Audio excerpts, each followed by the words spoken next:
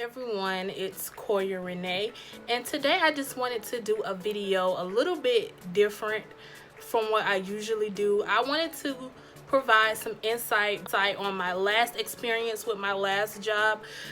Mainly because I feel like as far as on YouTube, there wasn't really many from a female's perspective, especially not a younger female's perspective. So I just wanted to provide some insight on my experience with TSA. Okay, so as you all may not know, I used to work for TSA literally just 2 months ago. I ended up leaving. As far as my experience there, I guess I'm just going to start with the application process. So I did my application I did my application a long time ago for TSA, but I never even got past the application process because I don't know what happened. I just felt like it wasn't meant to be at the time. At the time I was working for Georgia Aquarium, but when I applied, they did not accept my application. They was like, girl, you ain't the right fit, and they booted my application out.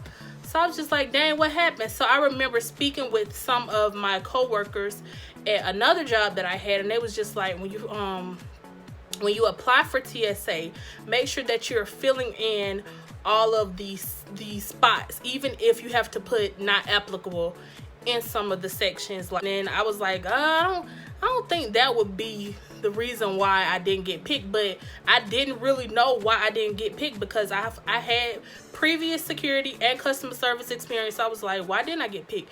And I said, well, maybe there really was an issue. So what I did was I said, you know what, I'm gonna give it another shot. I seen their application online on Indeed, and it's actually open now if you all want to apply, but I think they're only looking for men at this point. But you know, it still doesn't hurt to apply. I don't even think I looked at the preference when I did apply. So men and women can apply. But anyways, I did the application. This time I actually got my application moved to the next process, which is taking the CBT.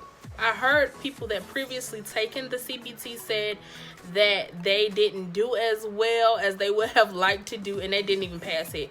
And you only, I think, get 2 or 3 times to pass the test. If you don't pass it after that, you can never take it again. Like in life, you can never take it again. I guess because they feel like either you see it or you don't, and you know it's a big part of the job, so you need to know what you're doing. I went and took my CBT. You had to have your ID and your social. The experience with the CBT, you have a written part and you have the x-ray part. The written part was fairly easy. It was kind of like reading and comprehension, a little bit of some literature and spelling and stuff like that. It was fairly easy. Then they had an x-ray part of the test. The x-ray part was the part that a lot of people did not pass, and I wasn't even sure if I was going to pass it because even though I've worked security in my past, I have never worked in a capacity where I had to use a x-ray machine. They had little stuff on there that you had to find, and y'all, I swear to you, at one point I was like, okay, I think I see something. I don't know if I see it, but I think I see something. And then at one point I was just like, forget it. And I just started clicking stuff like it's either yes or no. If you see it, yes. If you don't see it, no.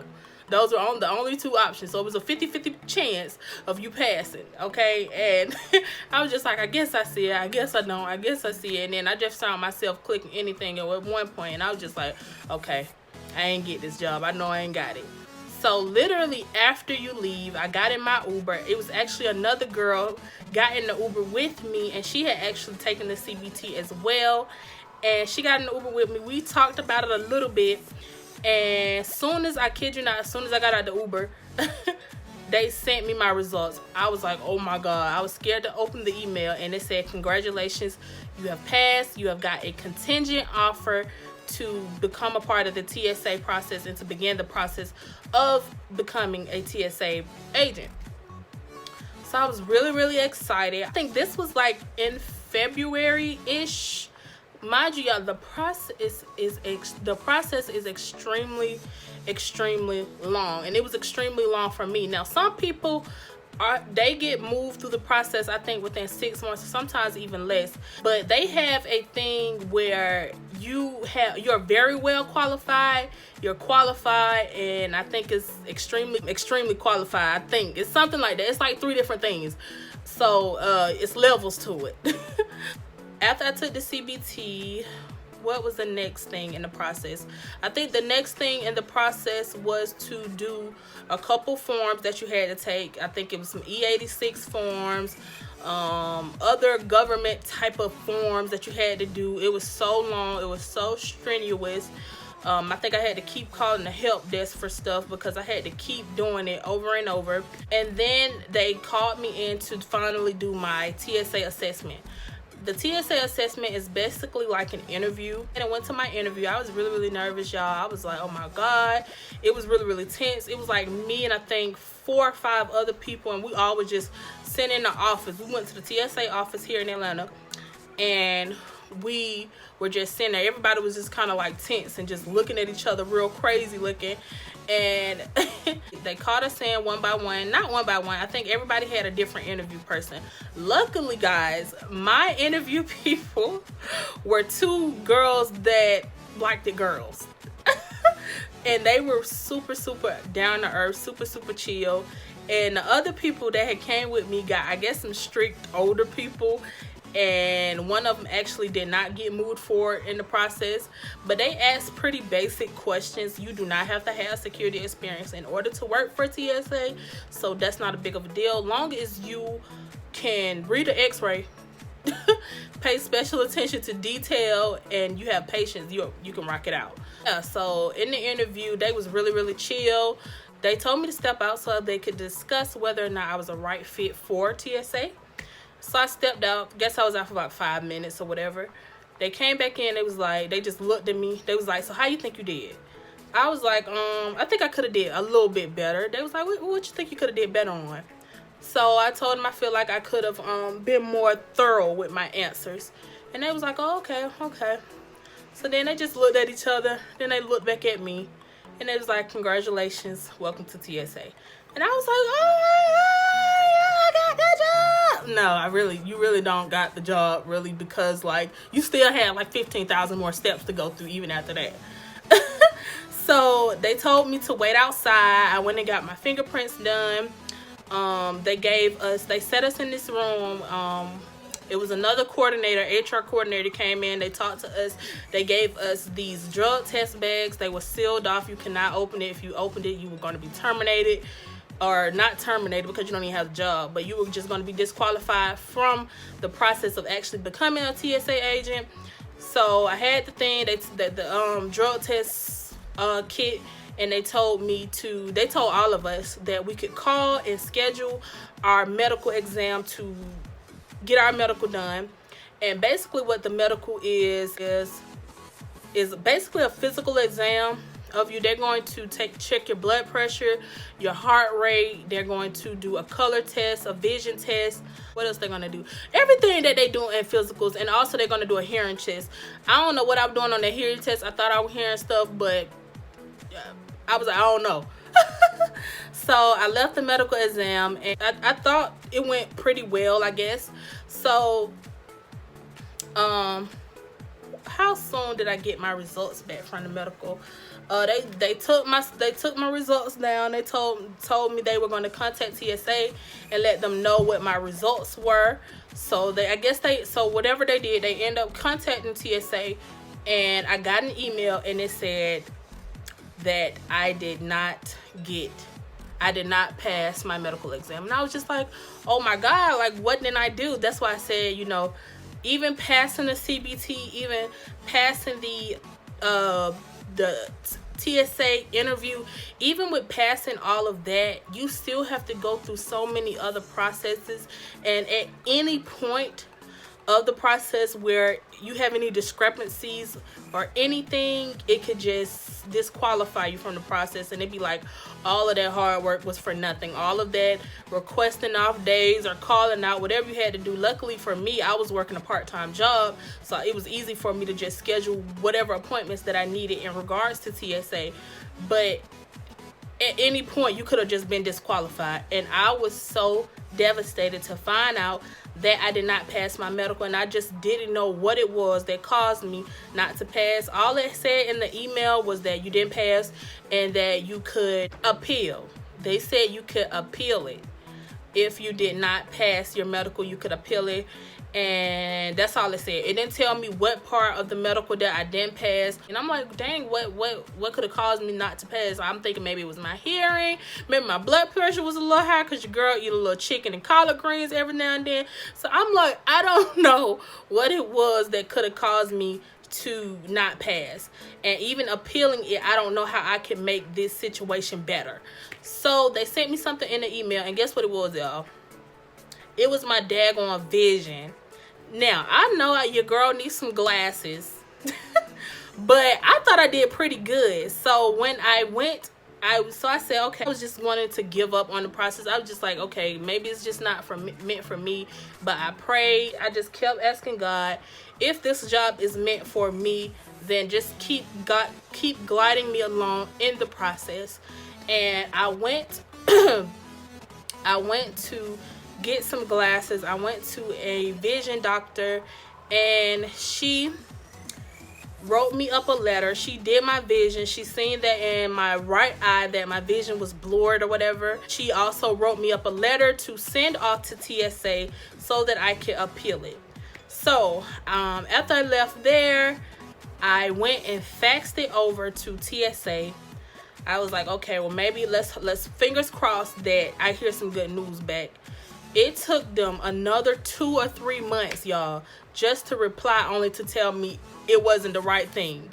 And I was just like, oh my God, like, what is the problem? I just really felt like it just wasn't going right for me. So I went back to the vision doctor, or the eye doctor, and I told her, no, it's supposed to be this. And she was like, they want you to read these little bitty letters. But yes, they wanted you to read these little tiny letters. And she basically told them I had 20/20 vision.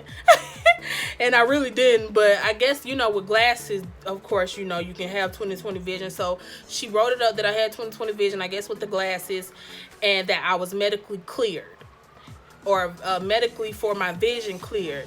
And so I sent that off, and finally they told me, congratulations, you have moved forward in the process for the medical exam. I was super excited. I was like, okay, great, I can get this thing moving forward. Now, that had pushed me so far back in the process that I could have got on with TSA, y'all. Like I would say within about 6 months I could have. But because that vision exam pushed me back, it prolonged the process from 6 months to a whole year. Literally a whole year.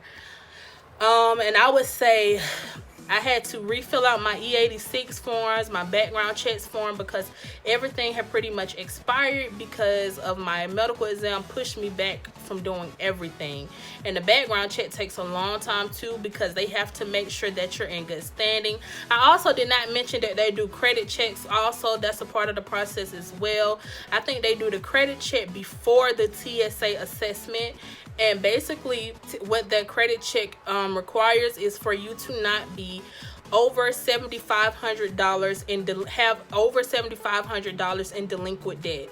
So what that means is you can owe somebody $7,500, but you can't be done like said F it and not gave them nothing. So like, for instance, as far as with me, I know I have a lot of credit cards, and I would say at the time, I don't have all those credit cards anymore, but at the time I would say it probably equaled up to about $8,000 as far as my credit card went. And I was still paying on them. I was in good standing. But if I had just said forget them and not pay them at all, that's going to make the account go into delinquent debt, and that's going to make you be considered out of the running for becoming a TSA agent. If you just don't pay on your credit, if you said forget it, that's considered delinquent debt. But luckily for me, I had been paying on my debt, so I was in good standing. I passed the credit check, I passed the medical, and then I think it was a couple more parts I cannot remember, y'all. It was just a long process, and I'm trying to squeeze everything in this video. I'm probably going to make this a 2-part video because I want to tell y'all the process, and then I want to tell y'all my experience once I got the job. So this video is probably going to be just on the process. The second video that I'm going to upload is going to be on my on the job and what it takes and what I did once I was on the job. And in August, like I said, I applied for the job in January, and it took for them to be in August to send me an email and place me in the ready pool. The ready pool is basically like you in there. You got the job. It's just a matter of them calling you at this point. Once you get in the ready pool, do not quit your job. Do not quit your job, your current job, y'all, until you have gotten a call to come in for orientation. That is the only time you need to quit your job in order to work for TSA. Because other than that, if you quit your job because you got a contingent offer, and they tell you too in the contingent offer, they tell you do not quit your job, because at any point, basically, you can get disqualified in the process. So it wouldn't even make sense to quit your job. But once you become in the ready pool is just a whole bunch of applicants. That's the process of when I told you all they're going to have the very qualified, and extremely qualified candidates, and the extremely qualified candidates are whom they're going to call first. I don't know if I was in the middle. I know I went at extremely, because they even took a long time to call me back from then. They didn't call me back until December. They sent me an email about the ready pool in August and didn't call me back to start orientation till December. And I was ready to leave the job that I was at the time. And I was just like, oh, TSA gonna be calling me back soon, so I ain't got to take this. So I had left the job, y'all, and ended up getting put on at another job that paid pretty well too. They pay $1 less than what TSA was paying at the time. So I had me a pretty good job. I had just started orientation for that job. Literally, y'all, the day of orientation of starting that job, TSA calls me and tells me I need to be at orientation for them on the following Monday coming up. For that job, I ended up leaving because I was starting with TSA, and the first day they was like, whatever job you got now, you need to quit, basically. And they was like, we are stingy. We want all your time. They let you know that day. They were really, really transparent, and they let you know that day that whatever job or whatever outside activities or outside things that you had to do, that you need to basically cancel it and give all your time to TSA. So it was really, really tense the first day of training, the first day of orientation with TSA. I think me and 2 other people brought in one pharma ID, but we forgot to bring in our birth certificates. And the HR coordinator that was in there with us, she was just like, you all better have your birth certificates tomorrow, and if you don't, I'm gonna have to let you go. Those were literally her words. Lady, we done went through this whole daggone process. I wasn't even the only one that had waited an entire year for this job. It was other people that had waited an entire year as well for the job. And she was telling us she was just gonna let us go for a birth certificate, y'all. So I was like, oh my God, I gotta get home and try to find my birth certificate. It was like really, really tense that first day. But after that, everything became more relaxed. They went over what it was to be on the job, rules and regulations, of course, and we went to our day in the life. Our day in the life was basically you go on to the floor at your airport, and they're just going to let you watch. You're literally just going to go to every checkpoint you have at your airport, and you're just going to watch what the TSOs do. And you can't do anything. You can't touch anything. You can't talk to the passengers. I mean, you can talk to the passengers and not be rude, but anything in regards to the TSA screening, you can't talk to the passengers about, because you're not an official officer yet. We also got sworn in once we were in training.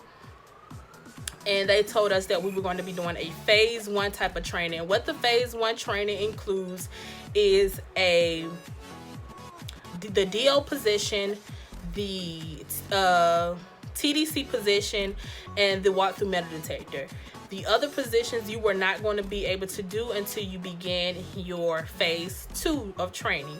Now, I'm going to stop this video here because I feel like I've been rambling for a long time, and this video has probably already hit 20 minutes. So I'm going to definitely upload a part 2, and I am just going to let you all know how it was once I started my job and my experience, and actually why I quit. So make sure you all tune into that video. Make sure you like, comment, and subscribe to my channel. I hope you all enjoyed this video. Anybody that's interested in working for TSA, I would definitely recommend. Even though I quit, I would recommend. I would recommend still applying to give it a shot. But without further ado, I love you all so much. Bye.